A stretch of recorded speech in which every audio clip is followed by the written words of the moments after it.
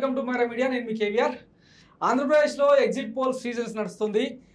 వైసీపీదే అధికారం అని చెప్పి మెజారిటీ ఎగ్జిట్ పోల్ సర్వేలన్నీ కూడా తేల్చేస్తున్నాయి. ఇకపోతే నిన్న చంద్రబాబు నాయుడు హైదరాబాద్ వచ్చిన క్రమంలో సీఎం అనే నినాదాలు, మరోవైపు తాడేపల్లిగూడెం చేరుకున్న వైఎస్ జగన్కు ఆయన పార్టీ కార్యకర్తలు కావచ్చు, కీలక నాయకులు కావచ్చు రిసీవ్ చేసుకునే విధానం చూస్తుంటే వైసీపీ గెలుపు సంబరాలు మొదలైనట్టు కనిపిస్తుంది. ఇక అలాగే వైఎస్ జగన్మోహన్ రెడ్డి మొహంలో కూడా స్పష్టంగా ధీమా అయితే కనిపిస్తుంది. ఈ నేపథ్యంలో అంటే కౌంటింగ్ రోజు ఎట్లా ఉండబోతుంది, ఈ గ్యాప్లో రాష్ట్ర వ్యాప్తంగా ముఖ్యంగా ఈస్ట్ గోదావరి వెస్ట్ గోదావరి వేదికగా జరుగుతున్న బెట్టింగ్ మాఫియా వల్ల జీవితాలు ఎట్లా నష్టపోతున్నాయి అనేది మనం డిస్కస్ చేసే ప్రయత్నం చేద్దాం. మనతో పాటు Telugu film producers council of Andhra Pradesh Kethireddy Jagadish Reddy గారు ఉన్నారు. వారిని అడిగి మరిన్ని వివరాలు తెలుసుకునే ప్రయత్నం చేద్దాం. నమస్తే సార్. నమస్తే బ్రదర్, చెప్పండి సార్. మీరు ఆల్రెడీ చూస్తూనే ఉన్నారు, కౌంటింగ్కు అంటే గంటల్లో టైం ఉంది. ఈ నేపథ్యంలో బెట్టింగ్ పెద్ద ఎత్తున జరుగుతుంది. మరోవైపు మాజీ ముఖ్యమంత్రి చంద్రబాబు నాయుడు విదేశీ పర్యటన ముగించుకొని వచ్చిన తర్వాత సీఎం అన్న నినాదాలు, వైఎస్ జగన్మోహన్ రెడ్డికి మంచి హార్ట్ఫుల్ రిసీవ్, ఇవన్నీ చూస్తుంటే అంటే ఎవరి ధీమా వాళ్ళు వ్యక్తం చేస్తున్నారు. మరోవైపు ఎగ్జిట్ పోల్స్ అన్నీ కూడా వైసీపీదే అధికారం అని చెప్తా వస్తున్నాయి. ఫస్ట్ ఆఫ్ ఆల్ రిజల్ట్స్ ఎట్లా ఉంటాయని అనుకుంటున్నారు మీరు? రిజల్ట్స్ ఆల్రెడీ మనం చెప్పేస్తున్నాం. 100 నుంచి 120 మధ్యలో జగన్ తిరిగి ముఖ్యమంత్రి కాబోతున్నాడు అని చెప్పాము. ఓకే. జగన్మోహన్ రెడ్డి గారి కాన్ఫిడెన్స్ చూస్తే మాత్రం ఆయన వైనాట్ 175 అని మొన్న కూడా TV9కి ఇచ్చిన ఇంటర్వ్యూలో ఆఫ్టర్ ఎలక్షన్ కూడా వైనాట్ 175 అని అన్నాడు. కానీ మనకి ఏంటంటే టైట్ గా జరిగింది ఎలక్షన్. ఒక రకంగా జగన్ గారు అనుకున్నట్టు 50% బీసీలకి, ఎస్సీలకి, ఎస్టీలకి సీట్లు కేటాయించడం జరిగింది. 200 స్థానాలు ఉంటాయి మొత్తం ఎంపీలతో కూడా కలిపి. 100 స్థానాల వరకు వీళ్ళకి ఇచ్చున్నాడు కాబట్టి ఆ రకంగా వాళ్ళు ఏమన్నా ముందుకు వచ్చి తరలి వచ్చి ఓట్లు వేసారేమో అని చెప్పి బీసీ సామాజిక వర్గం, బీసీ అయితేమి, ఎస్సీలు అయితేమి, ఎస్టీలు అయితేమి వీళ్ళందరూ మామూలుగా జనరల్ గా ఎస్సీ ఎస్టీ వాళ్ళు రిజర్వ్డ్ కాన్స్టిట్యున్సీలు ఒక 39 ఉన్నాయి ఆంధ్రప్రదేశ్ లో. ఈ 39లో 35 దాకా ఖచ్చితంగా వస్తాయి వైసీపీకి ఖచ్చితంగా వస్తాయి అనమాట. ఎందుకంటే ఎప్పుడు కూడా అదే కదా కంచుకోట. ఈ రోజు మహిళలు తరలి వచ్చారన్నా, ఓట్లు వేసారన్నా బెనిఫిటర్స్ ఎవరు ఎక్కువగా ఉంటారంటే వాళ్లే ఉన్నారనమాట. బెనిఫిటర్స్ జగన్ గారి యొక్క స్కీముల వల్ల బెనిఫిట్ అయిన వాళ్ళు వాళ్లే ఉంటారు కాబట్టి వాళ్లే ఉండొచ్చు అని చెప్పవచ్చు. ఇవన్నీ ఊరికి చెప్పుకునేదానికి ఒక వింతగా ఉంటాయే కానీ ఇప్పుడు ఎవరైనా కానీ 2014లో చంద్రబాబు నాయుడు గారు ముఖ్యమంత్రి అవుతారని నేను చెప్తే నన్ను అందరు తిట్టారు వైసీపీ. అప్పుడు ఎట్లా అవుతాడు, అది అవుతాడు, ఇది అవుతాడు, జగన్ పార్టీ అధికారంలోకి వస్తుంది అది ఇది అని అంటే నేను చెప్పాను అట్లా యొక్క కండిషన్ అక్కడ లేదు.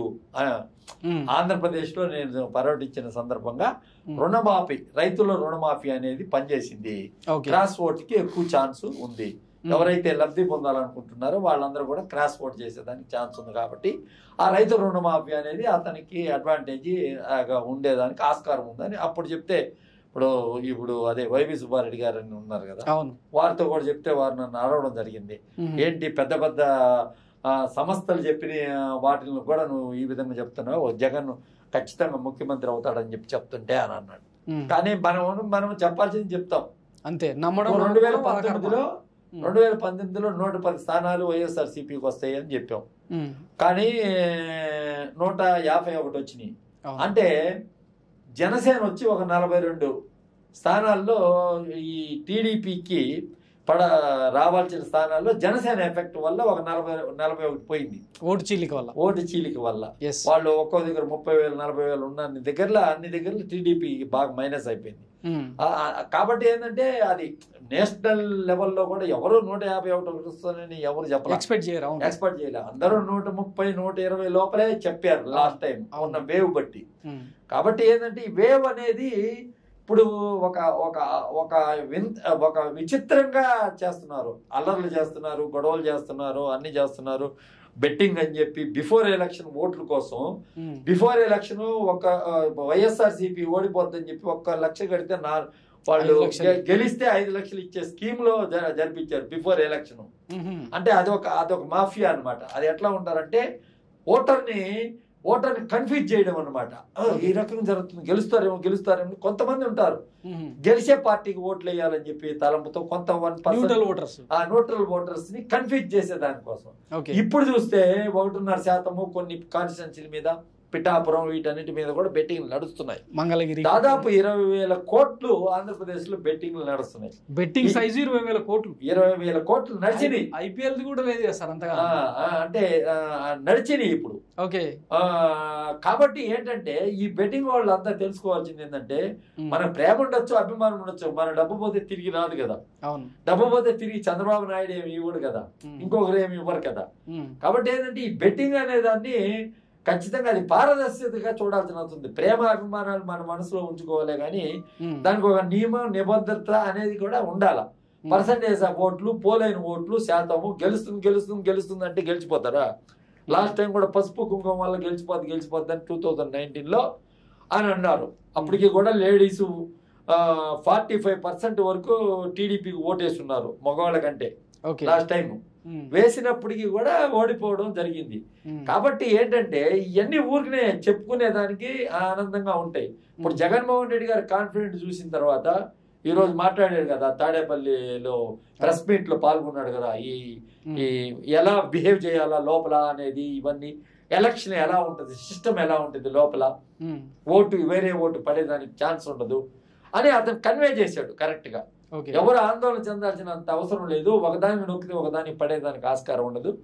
50 ఓట్లు ముందు ట్రయల్ కింద ఒక 50 ఓట్లు నొక్కిస్తారు ఒక పార్టీకి, ఈవీ ప్యాట్లలో అయ్యే పడుతున్నాయా లేదా అని చూస్తారు. అప్పుడు ఓకే అయిన తర్వాత ఎలక్షన్ ప్రాసెస్ అనేది మొదలవుతుంది. మాక్ పోలింగ్ మొదలైన తర్వాత మొదలవుతుంది అని చెప్పి కరెక్ట్ గా అందరికీ చెప్పాడు. ఈ సిస్టమ్ లో మార్పు లేదని. ఒక చంద్రబాబు నాయుడు గారే గతంలో ఈ విధంగా ఇట్లా ఈవీఎం ట్యాంపర్ చేయొచ్చు అని చెప్పి వాళ్ళకి సంబంధించిన ఒక వ్యక్తి దాని డెమో కూడా ఇస్తే కూడా కాంగ్రెస్ ప్రభుత్వం ఉన్నప్పుడు అతను అరెస్ట్ చేయడం జరిగింది. శివప్రసాద్ అని ఒక వ్యక్తి ఇదే ఈ సిస్టమ్ బయట నుంచి రిమోట్ తో కొట్టచ్చు ఒక 10,000 ఓట్ల వరకు అని చెప్పి రిమోట్ తో జరగని పోలింగ్ కి రాని వాళ్ళు ఉంటారనమాట. ఇప్పుడు దీంట్లో కూడా 18% మంది రాలేదు కదా, రాని వాళ్ళ ఓట్లు కూడా బయట నుంచి కొట్టేయచ్చు అని చెప్పి ఏదో అతను డెమో చూపించాడు. అప్పుడు డెమో చూపిస్తే అది ఎలక్షన్ కమిషన్ అతని మీద అరెస్ట్ కూడా చేశారు. అప్పుడు చంద్రబాబు నాయుడు గారు చెప్పారు. ఇప్పుడు ఏంటంటే చంద్రబాబు నాయుడు గారు ఏంటంటే గతంలో ఇప్పుడు ఆయనకు వచ్చిన భయం ఏంటంటే, గతంలో 23 స్థానాల్లో 23 మందిని తీసుకొని పోయాడు వైఎస్ఆర్సీపీ నుంచి. 23 మందే గెలిచాడు. ఎంపీలను 3 మందిని తీసుకుపోయాడు, ఆ 3 గెలిచాడు. ఇలాగా ఏంటంటే ఇలాంటి సిస్టమ్ ఉందేమో అని ఒక డౌట్. అప్పుడు జగన్మోహన్ రెడ్డి బీజేపీ సపరేట్ గా నిలబడి కాబట్టి ఈ రోజు బీజేపీ అతనితోనే నిలబడుతుంది కదా. ఇప్పుడు వాళ్ళందరూ కలిసే కదా ఒక కూటమిగా ఏర్పడి కూటమి. ఇప్పుడు సమాధానం చెప్పాలా జగన్మోహన్? అప్పుడు ఆయన చేసిన నిందారోపణలకి ప్రజలకు సమాధానం కూడా చెప్పాల్సినంత అవసరం అయితే చంద్రబాబు నాయుడు గారి మీద ఉంది.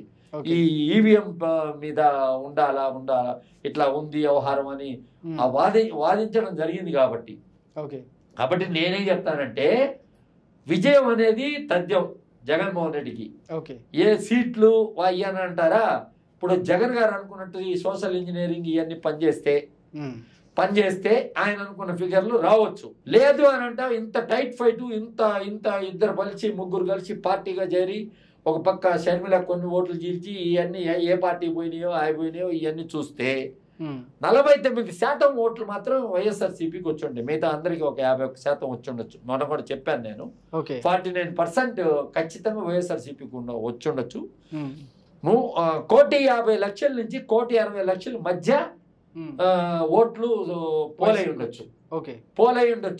కొన్ని తక్కువ కొంచెం మార్జిన్ లో ఒక 20-30 స్థానాల వరకు ఒక 1000 నుంచి 5,000 మధ్య గెలుస్తారు. మిగతా ఆయన కూడా కాన్ఫిడెంట్ గా 20,000 పైన మెజార్టీతో గెలుస్తారు. ఖచ్చితంగా గెలిచే స్థానాల్లో అత్యధికమైన రాయలసీమ స్థానాల్లో అంత మంచి మెజార్టీతో గెలుస్తారు. అదేవిధంగా అప్ టు ప్రకాశం వరకు దాని యొక్క ప్రభావం విపరీతంగా ఉంటుందని చెప్పవచ్చు. అక్కడి నుంచి కొంచెం చూస్తే ఈ కులాల సమీకరణ ఉంది కాబట్టి కాపులు కమ్మలు ఎప్పుడు కలవరు. అయినా కాపులు కమ్మలు కలిశారా కలిసి ఓటు చేశారా అనేది కూడా ఈ ఎన్నిక ఒక కొలమానం. ఇంకా పవన్ కళ్యాణ్ ఇంకా రాజకీయాల్లో ఇంకా వద్దు మనకి అనుకునేదానికి కూడా, నిర్ణయం తీసుకునేదానికి కూడా ఈ ఎన్నికే ప్రధానమైన కారణం అని చెప్పవచ్చు. ఎందుకంటే చెప్పంటారా, ఎప్పటికీ కలవని ఒక గ్రూప్ తో చేరి, అంటే ఎందుకంటే ఇది వంగవీటి రంగా టైం నుంచి వీళ్ళిద్దరికి క్లాషెస్ ఉన్నాయి. ఈ క్లాషెస్ ఎక్కడ కాపులు నిలబడ్డారో అక్కడే గాని కాపులకు గాని వేసున్నారు అనుకో, అక్కడ గాని కాపులు గాని వైఎస్ఆర్సీపీకి వేసున్నారు అనుకో, వేసుంటే జగన్ గారు అనుకున్న ఫిగర్ తప్పకుండా వస్తుంది. అలా జరగలేదు, మనం అంతా తెలుగుదేశం కేసారంటే జగన్ గారికి కొంచెం 100 నుంచి 120 మధ్యలో వచ్చేదానికి ఆస్కారం ఉంటుంది. రైట్ సార్, ఇంత క్లారిటీగా చెప్తున్నారు. మరోవైపు బెట్టింగ్ రాయల్ ఫోన్ ఆడియోలు కూడా రీసెంట్ గా బయటకు వస్తున్నాయి. వైసీపీ గెలిస్తేనేమో 1,00,000 అంట, కూటమి గెలిస్తే 5 లక్షలు, ఆ రేషియో ఏదో నడుస్తుంది. అసలు బెట్టింగ్ రాయల్కి మీరు ఏం చెప్తారు? బెట్టింగ్ రాయళ్ళకి ఏంటంటే ఈ జరుగుతున్నాయో లేదో తెలియదు. ఇప్పుడు జనరల్ గా వచ్చి ఇప్పుడు మన సర్వేలన్నీ వైసీపీకి ఫేవర్ గానే ఉన్నాయి. మాక్సిమం అంటే మెజారిటీ సర్వేలన్నీ అలాగే ఉన్నాయి. ఉన్నప్పుడు ఇప్పుడు బెట్టింగ్ ఇప్పుడు తగ్గుంటుంది. బిఫోర్ ఎలక్షన్ ఎక్కడ చూసిన ఉత్సాహం ఎందుకంటే ఇన్ని రోజులు తెలుగుదేశం పార్టీ ఏంటంటే, ఇప్పుడు మాచర్లో జరిగిన గొడవ అయితేమి, అదేవిధంగా తాడిపత్రిలో జరిగిన గొడవలు అయితేమి, ఇవన్నీ జరిగేదానికి ప్రధానమైన కారణం ఏంటంటే వాళ్ళ యొక్క గుండాగర్ది అన్నమాట. అంటే వాళ్ళు ఇన్ని రోజులు వచ్చి అధికారంలో ఏమి చేయలేని పరిస్థితిలో ఉన్నారనమాట. వైసీపీని ఎదిరించలేని పరిస్థితిలో ఉన్నారు. ఇప్పుడు ఎలక్షన్ కమిషన్ కంట్రోల్లో ఉంటుంది కాబట్టి వాళ్ళందరూ కూడా ఇప్పుడు వీళ్ళు నరేంద్ర మోడీ గారు కేంద్ర నాయకత్వం వాళ్ళతోనే సపోర్ట్ గా, ఎన్డీఏ సపోర్ట్ గా ఉంది కాబట్టి ఎలక్షన్ కమిషన్ పెట్టుకొని ఇలాంటి గొడవలు సృష్టించారు. మామూలుగా గొడవలు ఈ మధ్య అసలు ఎలక్షన్లలో జరగట్లేదు, ఎక్కడ జరగట్లేదు, రాయలసీమ లాంటి ప్రాంతాల్లోనే జరగట్లేదు. అవును, అలాంటిది మాచర్ల ఇవన్నీ సమస్యాత్మక ప్రాంతాల్లో ఎక్కువగా పోలీసుని పెట్టడం జరుగుతుంది. ఎలక్షన్ కమిషన్ తెలుసు స్టేట్ లో ఏది సమస్యాత్మక ప్రాంతం అని. ఇంత సమస్యాత్మక ప్రాంతంగా తీర్చిదిద్ది, ఒకటి తిరుపతిలో అక్కడ గొడవలు, అదే విధంగా అక్కడ మన తాడిపత్రిలో అంటే అది ఫ్యాక్షన్ ఏరియా కాబట్టి జేసీ వాళ్ళకి కేంద్ర పెద్దారెడ్డికి కొంచెం క్లాసెస్ ఉన్నాయి కాబట్టి అక్కడ జరిగేదానికి ఆస్కారం ఉంటుంది. కానీ మొన్న జరిగిన ఎన్నికల్లో అంతా లేవు కదా. ఇప్పుడు జేసీ అస్మిత్ అనే అతను మున్సిపల్ చైర్మన్ గా ఉన్నాడు. మున్సిపల్ చైర్మన్ గా ఉన్నాడంటే స్వేచ్ఛాయుత వాతావరణంలో ఓటు జరిగితేనే కదా అతను ఉండబోతాడు. అవును, లేకపోతే ఎలా ఉంటాడు? జరిగినట్టే కదా దానికి కారణం. కాబట్టి ఏంటంటే ఇప్పుడు ఏంటంటే కొంచెం ఇది ఎక్కువగా హింసని కొంచెం ప్రోత్సహించినట్టు తెలుస్తుంది. ఇప్పుడు కూడా ఈ రోజు కూడా హింస ప్రోత్పరించే విధంగానే మాట్లాడుతున్నారు. ఈ సీఎం అని అరవడం ఇవన్నీ. ఇప్పుడు పవన్ కళ్యాణ్ గారిని సీఎం అని అరుస్తుంటారు. ఆయన కంటెస్ట్ చేసింది 21 స్థానాల్లో. 21 స్థానాలు కంటెస్ట్ చేసిన ఆయన ముఖ్యమంత్రి ఎలా అవుతాడు? ఎలా ఛాన్స్ ఉంటుంది? అదే విధంగా చంద్రబాబు నాయుడు గారు ఏముంటుంది, వాళ్ళ పార్టీలో ఉన్న వాళ్ళు వాళ్ళని సీఎం అని ఊహించుకోవడం తప్పే ఉంది. ఇంకోటి ప్రజావేదిక ఎక్కడ కూల్చేశారో అక్కడే ప్రమాణ స్వీకారం చేస్తారని ఇవన్నీ ట్రోల్ చేస్తున్నారు. ప్రజావేదిక అనే దాన్ని వైసీపీ ప్రభుత్వం రాగానే దాన్ని కూలగొట్టడం జరిగింది. ఎందుకంటే అది రాంగ్ కన్స్ట్రక్షన్ కాబట్టి ప్రభుత్వ ధనంతో నిర్మించారు కాబట్టి చేయడం జరిగింది కాబట్టి దాంట్లోనే ప్రమాణ స్వీకారం చేస్తారని ఇప్పుడు సోషల్ మీడియాలో ట్రోల్ అయ్యే మాటలు అన్నీ ఏంటంటే ఇప్పుడు మంగళవారం మధ్యాహ్నానికి అయిపోతుంది వీళ్ళ భవిష్యత్తు, ఎవరు భవిష్యత్తు ఏంటి అనేది. మోస్ట్లీ 2 గంటల వరకు తెలిపోతుంది, 2 గంటలకల్లా తెలుస్తుంది. మాకు తెలిసి నేను మాట్లాడి నేను తెలుసుకున్నది అంతా కలిసి తెలిస్తే ఈ ఎన్నికలలో అర్బన్ ఓటర్స్ మొత్తం కూడా కొంచెం ఎక్కువ పర్సంటేజ్ తమకి వేస్తున్నారు. అది నియరెస్ట్ పర్సంటేజ్, నియరెస్ట్ గానే వేస్తున్నారు. రూరల్ లో మాత్రం అదే పర్సంటేజ్ తో అక్కడ ఎక్కువ వేస్తున్నారు. వైసీపీకి సపోర్ట్ చేస్తున్నారు. అది కాక ఇంకా పేద బడుగు వర్గాలందరూ కూడా వాళ్ళ హృదయాల్లో పెట్టుకొని తరలి వచ్చి ఓట్లు వేశారని అనుకోవచ్చు. జగన్ గారు చెప్పినట్టు నేను మేలు చేశాను మీరు ఓట్లు వేయండి అని చెప్పి ఆయన నినాదం పనిచేసి ఉంటే ఆయన అనుకున్న ప్రకారం జరగచ్చు. లేదు ఇది ఎలక్షన్, దీనివల్ల ఇట్లా ఉంటుంది అట్లా ఉంటుంది అని కొంచెం డిఫరెంట్ ఆఫ్ ఒపీనియన్ తో ఉంటారు కాబట్టి జనాలు కొంతమంది ఉండేదానికి ఆస్కారం ఉంటుంది కాబట్టి లేదు అన్నప్పుడు ఈ విజయం మాత్రం తప్పకుండా వస్తుందని చెప్పవచ్చు. నెక్స్ట్ ఈ బెట్టింగ్ కు సంబంధించి ఎన్ని కోట్ల వ్యవహారం జరిగి ఉండొచ్చు? అదే 20,000 కోట్ల దాకా జరిగినాయి. ఓకే, జరిగింది. ముఖ్యంగా దేశవ్యాప్తంగా ఉన్న గోదావరి కేంద్రంగా ఎక్కువ జరిగిందని ఒక టాక్ ఉంది, మీకున్న ఇన్ఫర్మేషన్? ఇప్పుడు గోదావరి కేంద్రంగానే జరిగినాయి అన్ని బెట్టింగ్లు. వెస్ట్, ఈస్ట్, కృష్ణా, గుంటూరు జిల్లాల్లో ఉన్న కమ్మ వాళ్ళు బెట్టింగ్లు తీసుకున్నారు. కమ్మ కులస్తులు తీసుకున్నారు. పక్క నుంచి వేసిన వాళ్ళు గ్రూప్గా వచ్చి వేసారు. ఓకే, అంటే రెడ్డిస్ వేసారు. ₹1,00,000 అంత ఉంటుందా సార్? అంటే ఇప్పుడు ఐపీఎల్లోనే మామూలుగా అంటే ఒక 50,000 కోట్ల వరకు, అది కూడా ఆల్ ఓవర్ గ్లోబ్ వైడ్ గా జరుగుతుంది అంటారు. ఒక ఆంధ్రప్రదేశ్ విషయానికి 20,000 కోట్లు బెట్టింగ్ చేసి ఉంటారంటే 20,000 కోట్లు బెట్టింగ్ ఉంది అని చెప్పి ఉంది టాక్. ఎందుకంటే 1+5 ఇస్తానన్నారు కదా. ఇప్పుడు జగన్ గారి మీద నాకు కాన్ఫిడెంట్ ఉంది అనుకో, నేను ₹1,00,000 కట్టుండొచ్చు కదా. అట్లా కొంతమంది ఆస్తులు కూడా పెట్టున్నారు.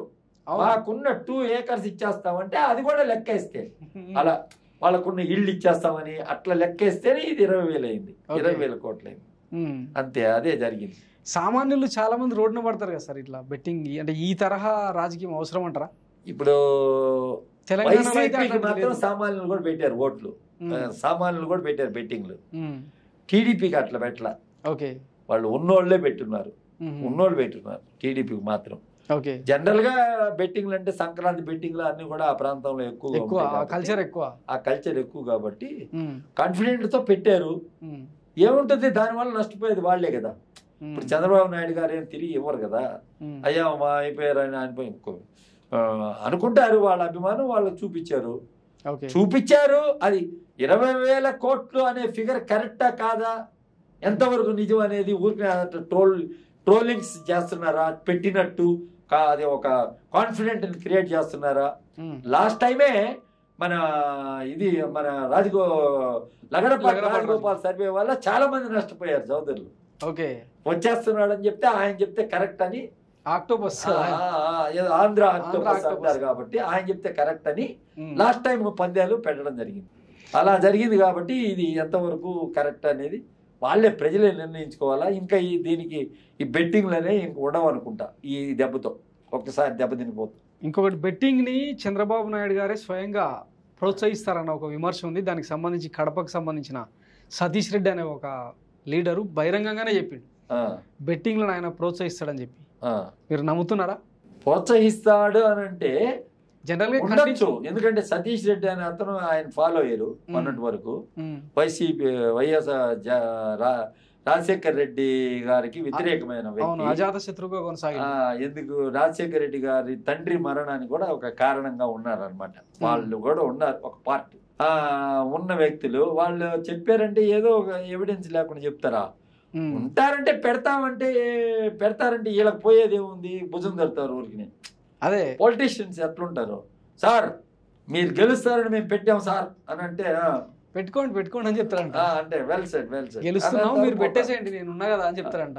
నేనున్నానంటే ఏముంటుంది, ఉండేది. మొన్న 5 ఏళ్ళు ఉన్నాడు, ఏం చేశాడు అంటే వాళ్ళు ఊరికినే ఉత్సాహంగా చూపిస్తారే కానీ కానీ దాని ఫలితం అనేది రాదనమాట. ఎందుకంటే ప్రజలు అనేవాళ్ళు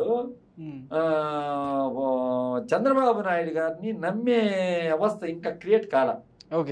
ఇదే ఇప్పుడు ఏంటంటే ఈ ఎలక్షన్ లో కానీ జగన్మోహన్ రెడ్డి గాని వస్తే ఖచ్చితంగా ఇంకా మంచి అభివృద్ధి అంటున్నారు కదా, అభివృద్ధి కూడా ముందుకు తీసుకెళ్లి దాదాపు ఇంకొక 15 సంవత్సరాలు అతనే ముఖ్యమంత్రిగా ఉండేదాని కోసం బీజాలు వేస్తాడనమాట. అప్పుడు మన చిన్నప్పుడు జ్యోతిబాస్ అనే ఒక ఆయన ఉన్నాడు, 32 సంవత్సరాలు ఉన్నాడు ముఖ్యమంత్రిగా పశ్చిమ వెస్ట్ బెంగాల్లో. ఆయన లాగా కూడా ఉండేదానికి ఆస్కారం ఉంటుంది. చంద్రబాబు నాయుడు గారు ఓన్లీ 14 ఇయర్స్ అని చెప్తుంటారు కదా, 14 ఇయర్స్. రాజశేఖర రెడ్డి గారు 6 సంవత్సరాలు 6 సంవత్సరాలే ఉన్నారు రాజశేఖర రెడ్డి గారు. ఎక్కువ కాలం ఈ రాష్ట్రంలో ముఖ్యమంత్రులుగా ఉన్నోళ్ళు ఎవరంటే వీళ్ళే, చంద్రబాబే. ఒక రకంగా చెప్పాలంటే చంద్రబాబు నాయుడు గారే. ఉమ్మడి ఆంధ్రప్రదేశ్ లో చెన్నారెడ్డి గారు అందరు ఉన్నప్పటికీ కూడా వాళ్ళు ముఖ్యమంత్రులుగా ఉన్నప్పుడు 78లో ఉన్నప్పుడు కూడా కొన్ని రోజులు దింపేయడం జరిగింది.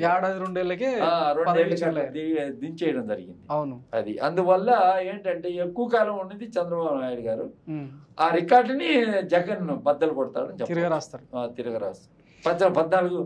14 సంవత్సరాలు అని కాకుండా ఓన్ పార్టీ ఇది జగన్మోహన్ రెడ్డి ఓన్ పార్టీ కదా. అది వచ్చి టీడీపీ అనేది రామారావు గారు స్థాపించిన పార్టీ కదా. కాబట్టి ఇతను స్థాపించుకున్న పార్టీ ఇది. కాబట్టి ఇతను స్థాపించుకున్న పార్టీ అంటే అక్కడ కూడా రికార్డే కదా. ఇప్పుడు రామారావు గారు స్థాపించిన పార్టీ కాకుండా ఆ పార్టీ ఆ సింబల్ అది కాకుండా ఇది వేరే రకంగా. రైట్ సార్, ఇప్పుడు ఈ ఎగ్జిట్ పోల్స్ ఇవన్నీ పక్కన పెడితే పోలింగ్ అయిపోయిన 2వ రోజు ఐపాక్ దగ్గరికి వెళ్ళి వైఎస్ జగన్మోహన్ రెడ్డి బోల్డ్గా చెప్పిండు, గత ఎన్నికలతో పోలిస్తే కొన్ని సర్ప్లస్ సీట్సే వస్తాయని చెప్పిండు, ధైర్యంగా ఉండండి గెలుస్తున్నాం మనం అని. కానీ ఆ కాన్ఫిడెన్స్కు తగ్గట్టు ఈ కూటమికి సంబంధించిన నేతలు ఎవరు, చంద్రబాబు కానీ, పవన్ కళ్యాణ్ కానీ, పురంధరేశ్వరి గారు కానీ ఏమీ మాట్లాడలేదు. వాళ్ళకి తెలుసు జరిగింది ఏంది అని. ఊరకనే మాటలు రాసుకునేదానికి, పేపర్లో రాసుకునేదానికి, ఆ మీడియా కొంచెం ఒక సెక్షన్ నడిపేదానికి వాళ్ళందరికీ తెలుసు జరిగింది. ఎక్స్ట్రా పోల్ అయిన ఓట్లు అని అన్నప్పుడు ప్రజా చైతన్యం అనేది జరిగింది. ఆ ప్రజా చైతన్యంలో వాళ్ళందరూ వచ్చి విపరీతంగా వచ్చి జగన్ గారికి ఓటేశారు అన్న సంగతి వాళ్ళకి తెలుసు. గ్రౌండ్ రిపోర్ట్ తెలియకుండా ఎట్లుంటుంది. అందుకే నోరు విప్పలేదంటారా? నోరు విప్పలేదు. ఇప్పుడు నిన్నేదో చంద్రబాబు నాయుడు గారు ఏదో చెప్పినట్టున్నారు, అది కూడా ఇంటర్నల్ గా బహిర్గతంగా ఎక్కడ చెప్పాలా. ఈ జగన్ ఛాలెంజ్ గా ప్రెస్ మీట్ పెట్టి చెప్పాడు. ఈ రోజు ప్రెస్ మీటే కదా అది. బయట వచ్చి పార్టీ ఆఫీస్ బయట వచ్చి ప్రెస్ మీట్ లో చెప్పేశాడు కదా. ప్రెస్ మీట్ లో చెప్పాడు, ముందు వెళ్ళేటప్పుడు ఐపాక్ మీటింగ్ లో చెప్పాడు, ఇంత చెప్పాడు కదా. అంటే జగన్ కి కాన్ఫిడెంట్ ఉందని, జగన్ కి కాన్ఫిడెంట్ ఉంది, ప్రజలకు కాన్ఫిడెంట్ ఉంది జగన్ ముఖ్యమంత్రి అవుతాడని. 100%. ఇక ఈ 3 పార్టీల మధ్య ఓటు మెర్జ్ ఏమన్నా జరిగిందంటారా? బీజేపీ ఓటు టీడీపీకి కానీ, టీడీపీ ఓటు బీజేపీ కానీ, జనసేన ఓటు టీడీపీకి కానీ అట్లా ఏమన్నా అట్లా పడేదానికి ఛాన్స్ లేదు. ఎందుకంటే కులాల వారీగా డివైడ్ అయిపోయారు. అట్లా పడేదానికి ఛాన్స్ చాలా తక్కువ ఉంటుంది. ఎందుకంటే మనం చెప్పదలిస్తే కాపులు ఓటు లేదని అట్లా పడేదానికి ఛాన్స్ ఉంటుంది. ఇప్పుడు ప్రకాశం జిల్లా ఒంగోలు ఉంది, అక్కడ ఎవరున్న కాపులు మామూలుగా టీడీపీకి వేయకుండా లోకల్ వైఎస్ఆర్సీపీ అతనికి వేసేదానికి ఆస్కారం ఉంటుంది. అదేవిధంగా గిద్దలూరు అనే ఒక కాన్స్టిట్యున్సీ ఉంది, వైఎస్ఆర్సీపీకి వేయకుండా. గిద్దలూరు అంటే కాపులు ఎక్కువ ఉంటారు, అక్కడ ఇంకో టీడీపీకి క్రాస్ చేశారేమో. చేసేదానికి ఆస్కారం ఉన్నాయి. ఏంటంటే కొన్ని దగ్గర జరిగి ఉండొచ్చు. లేదు మనోడికి 21 సీట్లే కదా ఇచ్చారు, వీళ్ళు మనోడిని వాడుకుంటున్నారు అని అనుకుంటే ఆ జనసేన ఎక్కడ నిలబడిందో, ఎక్కడ కాపులు నిలబడ్డారు వాళ్ళ వరకు వేసి మిగతాయి కానీ వైఎస్ఆర్సీపీకి వేసి ఉంటే జగన్ అనుకున్న ఫిగర్ మాత్రం తగ్గదు. డెఫినెట్. ఇకపోతే కొన్ని సర్వేల్లో, ఎగ్జిట్ పోల్స్లలో బీజేపీకి 1-2 స్థానాలు వస్తాయని, జనసేనకు 1-2 పార్లమెంట్ స్థానాలు వస్తాయని చెప్పి మాట్లాడుతున్నారు. అదంతా నమ్మశక్యంగా ఉందంటారా? వాళ్ళు 2 కదా కంటెస్ట్ చేసింది జనసేన. అవును, మచిలీపట్నం ఒకటి, అక్కడ కాకినాడ ఒకటి. అవును, అంటే కాకినాడ రావచ్చు ఛాన్స్ ఉంది. మచిలీపట్నం అంటే కాకినాడ అనేది ఎట్లా ఛాన్స్ ఉందంటే అక్కడ కాపులు ఉంటారు కాబట్టి, కాపుల ప్రాబ్లం ఎక్కువ ఉంటుంది కాబట్టి ఆ క్యాండిడేట్ తెలుగు వైఎస్ఆర్సీపీ తరఫున క్యాండిడేట్ కూడా మంచి క్యాండిడేటే. చల్మలశెట్టి సునీల్ ఆయన కూడా మంచి క్యాండిడేటే. అక్కడ టైట్ ఫైట్ ఉంటుంది తప్పకుండా, అదే అంత ఈజీగా కాదు. ఇంకా రాజమండ్రిలో ఆమె గెలిచే పరిస్థితి పెద్ద లేనట్టుగా పురంధరేశ్వరి గారు. ఇంకా అదే అనకాపల్లి కొంచెం టైట్ ఉన్నట్టుంది, ఎందుకంటే క్రాస్ ఓటింగ్ జరిగిందని కొంచెం వస్తుంది వినికిడి. క్రాస్ ఓటింగ్ జరిగితే కొంచెం అది టైట్ ఫైట్ పోతుంది అని. కొన్ని ఏం జరిగిందో ఎవరికి ఇప్పుడు అంతే అనమాట. ఇప్పుడు విశాఖపట్నం ఉంది, విశాఖపట్నంలో అనుకున్న ప్రకారం అయితే ఆ పార్లమెంటు కూడా ఎన్డీఏకి వైఎస్ఆర్సీపీకి టైట్ ఉంది. ఎందుకంటే లోకల్లో ఉండే అసెంబ్లీ కాన్స్టిట్యున్సీలన్నీ కొంచెం ఎన్డీఏకి చెప్తున్నారు కాబట్టి, కూటమికి చెప్తున్నారు కాబట్టి అదేదైనా ఉంటే అట్లా ఉండొచ్చు. అనకాపల్లి కొంచెం టైట్ లో ఉండొచ్చు. అంత క్రాస్ ఓట్ జరిగిందని అని చెప్తున్నారు కదా. క్రాస్ ఓట్ జరిగింది. అనూహ్యంగా నరసాపురంలో కూడా శ్రీనివాసరాజు బయటపడతాడన్న చర్చ జరుగుతుంది. శ్రీనివాస్ వర్మ అదే వర్మాలు నర్సాపురం. నర్సాపురం బీజేపీ క్యాండిడేట్ కదా. అవును, ఏమో చూడాలి, చూస్తాం. ఏముందంటే ఈ చెప్తా ఉన్నారు కిరణ్ కుమార్ రెడ్డి నలుగురు ఎంతమంది నిలబడినట్టున్నారు. దాని తరఫున ఎంతమంది బీజేపీ తరఫున 6 నిలబడినట్టున్నారు. 6 ఏదైనా 1-2 రావచ్చు కదా, ఛాన్స్ ఉండొచ్చు. ఓకే, ఉంటే కూటమి కొంచెం బలంగా ఉన్న ప్రాంతాల్లో రావచ్చు కదా. ఓకే. ఇక రీజియన్ల వారీగా తీసుకుంటే మీ అనాలిసిస్ ఏమంటారు? ఇప్పుడు గ్రేటర్ రాయలసీమ, ఉత్తర ఆంధ్ర, తర్వాత ఈస్ట్ వెస్ట్లో. గ్రేటర్ రాయలసీమ అంటే అప్ టు ప్రకాశం జిల్లా వరకు లెక్కేయాల 6 డిస్ట్రిక్ట్స్, పాత 6 జిల్లాలు. దాంట్లో మొత్తం వచ్చేసి అంటే కొన్ని 2-3 బాపట్ల కాన్స్టిట్యున్సీలో కలిసిన 72 అంటే అవి చేర్చకుండా. ఇప్పుడు మీరు బాపట్ల పార్లమెంట్లో తీస్తారు కదా, అది ఇప్పుడు కొత్త జిల్లాల ప్రకారం కాకుండా పాత జిల్లాల ప్రకారం అయితే 55 నుంచి 60 దాకా వైఎస్ఆర్సీపీ ఖచ్చితంగా వస్తుంది. గ్రేటర్ లో 60 నుంచి స్టార్ట్ అయింది నంబర్. అదే. ఓకే, ఇంత క్లియర్ గా ఉన్నా కూడా మరి టీడీపీ వాళ్ళ కాన్ఫిడెన్స్ ఏంది? ఈ బెట్టింగ్ ఈ స్థాయిలో జరగడానికి కారణం ఏమంటారు అసలు? అంటే అదొక బెట్టింగ్ అసలు జరుగుతుందో లేదో కూడా అనుకోవచ్చు మనం. జరుగుతుందో జరుగుతుంది చర్చ, ఊరికి వార్తల్ని బూస్టప్ చేసి మీకు కొంతమంది వీకర్ ట్వీట్ లో అదే స్పేస్ లో మాట్లాడుకుంటారు కదా, అవి ఎవిడెన్స్ కింద చూపిస్తున్నారు ఇప్పుడు. అవునా, 1,00,000కు 5 లక్షలు అది ఇది అని చెప్పి తిట్టుకుంటున్నారు కూడా, విమర్శలు ఎవరి ఇష్టానికి వాళ్ళు. సో ఓవరాల్ గా వైఎస్ఆర్సీపీ అధికారంలోకి వస్తుంది. ఓకే, జగన్ అనుకున్నట్టు జరిగితే అతను అనుకున్న ఫిగర్ తగ్గదు. ఓకే, లేకపోతే మాత్రం తప్పకుండా 90 నుంచి 120 మధ్యలో వస్తుంది. ఓకే, 90 సీట్లు అనేది గ్యారంటీ, డెఫినెట్. 90 నుంచి 120 మధ్యలో వస్తుంది. 1,50,00,000 నుంచి 1,60,00,000 ఓట్ల మధ్య పోలవుతాయి. రైట్ సార్, ఫైనల్ గా తెలంగాణ రాష్ట్ర గీతానికి సంబంధించిన వివాదం, ఫిలిం ఇండస్ట్రీలో పనిచేస్తున్న వ్యక్తిగా కీరవాణి గారు దానికి సంగీతం సమకూర్చే విషయం ఏదైతే ఉందో అది బాగా దుమారం రేపుతోంది. దీన్ని ఎలా చూస్తున్నారు? అది యాక్చువల్గా కళాకారులకి ప్రాంతీయ భేదం అనేది ఉండదు. ఓకే, ఇప్పుడు కళాకారులు మనం ఎక్కడో అమితాబ్ బచ్చన్ సినిమాలు కూడా మనం ఎక్కడ చూస్తుంటాం. వాళ్ళకి భాష ప్రాంతీయవాదం అనేది ఉండదు. కీరవాణి ఆ రకంగా ఎందుకు అనుకున్నారో మనకు అయితే అర్థం కావట్లే. ఇది ఊరికనే ఏదన్నా 4 రోజులు నడిపేదానికి రేవంత్ రెడ్డి గారి మీద ఒక వార్తని హల్చల్ చేసేదానికి చేసిన ప్రయత్నం మాత్రమే కానీ డైవర్షన్ అంటే ఏదో ఒక ఇష్యూ బేస్డ్గా ఇప్పుడు ఆయన ఎవరు ఇక్కడ లేరా అని అంటే కీరవాణి ఆస్కార్ గ్రహీతుడు. ఆయన రికార్డ్ చేసిన పాటకి RRR పాటకి ఆస్కార్ అవార్డు వచ్చింది. అలాంటి వాడితో చేయించడం తెలంగాణ ప్రజలందరూ గర్వించదగ్గ విషయంగా భావించాల. అంతేగాని సంగీతానికి ఎల్లలు ఉండవంటారు, కళకి ఎల్లలు ఉండవంటారు. అలాంటి భావం ఖచ్చితంగా అది తప్పుడు సంకేతం ఇస్తుంది. ఎందుకంటే మనం ఒక సమాజంలో ఉన్నాము. ఈరోజు 10 సంవత్సరాలు అయింది రాష్ట్రం విడిపోయిన తర్వాత ఈ వాదం అనేది ఎక్కడ లేదు. ఈ వాదం అనేది లేదు. రేపు జూన్ 2వ తారీఖుతో 10 అయిపోతుంది. యాజ్ పర్ అగ్రిమెంట్ ప్రకారం 10 సంవత్సరాలు అయిపోతుంది. ఈ వాదము సపరేట్ అనే వాదం అనేది లేదు. అనే వాదం ఏడంది, అందరు కలిసిమెలిసి ఉన్నారు బ్రదర్స్ లాగా. ఉన్నప్పుడు ఇలాంటి వాదాన్ని మధ్యలో తీసుకొని వస్తే అది అటు ఆంధ్ర వాళ్ళల్లో కూడా ప్రబలేదానికి ఆస్కారం ఉంటుంది. సెంటిమెంట్ రెచ్చగొట్టేది ఏం లేదు ఇక దీంట్లో. ఇప్పుడు Keeravani is a best music director. దేశవ్యాప్తంగా ఉన్న మ్యూజిక్ డైరెక్టర్లు ఆయన మందిలో అతను ఒకడు.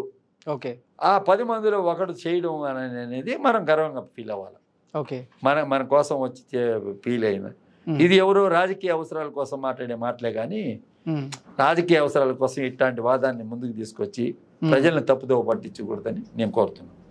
కొంతమంది తెలంగాణ సంగీతకారులు, కళాకారులు దీన్ని అంటే విమర్శించే ప్రయత్నం చేస్తున్నారు. అంటే తెలంగాణలో ఆ స్థాయిలో టాలెంట్ లేదా, ఎందుకు ఎంకరేజ్ చేయొద్దు? ఇప్పుడు ఆంధ్రాలో జరిగిన ఎలక్షన్లో మొన్న జరిగిన ఎలక్షన్లో తెలంగాణ గద్దరన్న రెడ్డి వెంకటరెడ్డి నర్సిరెడ్డి పాటలు పాడాడు. అప్పుడు ఆయన చేత పాడేయడం తప్పు అంటారా మీరు? ఆయనే పాడాడు కదా. జగన్ మీద పాటలు పాడాడు, అన్ని పాటలు పాడున్నాడు కదా ఆయన. ఒక కీలకమైన అంశం ఏంటంటే ఆంధ్రాకి సంబంధించిన అంటే విద్యా సంస్కరణలో పాల్పంచుకున్న భాగస్వాములైన వ్యక్తులు కీలకమైన తెలంగాణ వ్యక్తులు, ఆకునూరు మురళి కావచ్చు, ఆర్ వెంకటరెడ్డి లాంటి వాళ్ళు. మరి అప్పుడేం తప్పుపట్టలేదే? అవునవును, ఆ వాదం లేదు. ఇది రాజకీయ నాయకులు అవకాశవాదులు చెప్పే మాటలే గాని ఇవన్నీ ఊరికినే ఈ నడవు ఇవన్నీ. ఇప్పుడు ఎట్లా యాజ్ ఈజ్ గా రికార్డింగ్ జరిగిపోద్ది, పాట అనేది గీతాన్ని చేయడం జరుగుతుంది, అయిపోయింది. అది లాస్ట్ డిస్కషనే, అది సీఎం దగ్గర జరిగింది లాస్ట్ డిస్కషనే. పాట రావడం ఫైనల్, ఆ పాట రావడం ఫైనల్. ఈ వాదం అనేది అంటారా, ఇది 4 రోజులు మీడియాకి ఇతరత్ర సంస్థలకి ఉపయోగపడే ఒక వస్తువు, అంతే. Thank you very much sir, మా మైరా స్టూడియోకి వచ్చి ఇంత వాల్యుబుల్ ఇన్ఫర్మేషన్ ఇచ్చినందుకు. ముఖ్యంగా బెట్టింగ్ రాయలు ఎవరైనా ఉంటే కొంచెం దూరంగా ఉండడం ఇంటికి ఒంటికి కాపురాలకు మంచిదని చెప్పి చెప్తా ఉన్నారు. Thanks for watching Myra media. నేను మీ కేవీఆర్. Thank you.